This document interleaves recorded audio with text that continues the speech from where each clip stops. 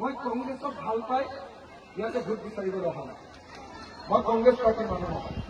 আপোনালোকে জানেনে? মই জীৱনত 36 বাৰ জেল গৈছো। 16 বাৰ মোক বিজেপিয়ে জেল দিছে আৰু 20 বাৰ মোক কংগ্ৰেছে জেল দিছে।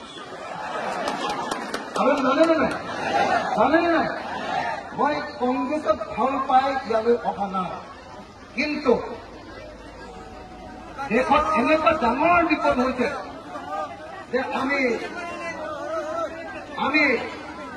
সকলোবিলাক বানপানী হ'লে যেনেকৈ সকলোবিলাক মানুহ লগ হৈ যায় নে নাই? বানপানী হ'লে যেনেকৈ হাতী, বাঘ, ভালুক, হাঁহ, নেউল চব একেখনতে উঠেনে নাই? উঠেনে নাই? উঠেনে নাই? উঠে কেলে উঠে? কাৰণ একেলগতে মানুহ বাচিব লাগে, হয়নে? হয়নে নহয়? এতিয়া বিজেপিৰ এটা বানপানী আছে, RSS এটা বানপানী আনিছে।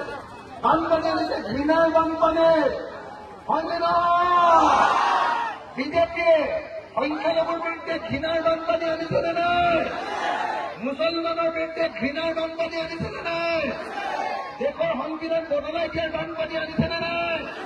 দেশৰ গণতন্ত্ৰ ধ্বংস কৰাৰ বানপানী আনিছে নে নাই? গতিকে যদি দেশৰ সংবিধান বচাব লাগে, দেশৰ গণতন্ত্ৰ বচাব লাগে, দেশৰ ধৰ্মনিৰপেক্ষতা বচাব লাগে, তেতিয়াহ'লে আমি সকলো মানুহ একলগ হৈ বিজেপিক বিদায় দিবলৈ সিদ্ধান্ত ল'ব লাগিব। আৰু সেইকাৰণে মই আপোনালোকক জনাব খুজিছো, যদিও লখিমপুৰ গোটেই কংগ্ৰেছৰ পাৰ্টীয়ে একেটা সময়তে আমাৰ ৰাইজৰ দলৰ পাৰ্টীও লখিমপুৰ আমাৰো কেণ্ডিডেট লখিমপুৰ হৈছে, এজেপিৰো কেণ্ডিডেট লখিমপুৰ হৈছে, CPIৰো কেণ্ডিডেট লখিমপুৰ হৈছে, CPM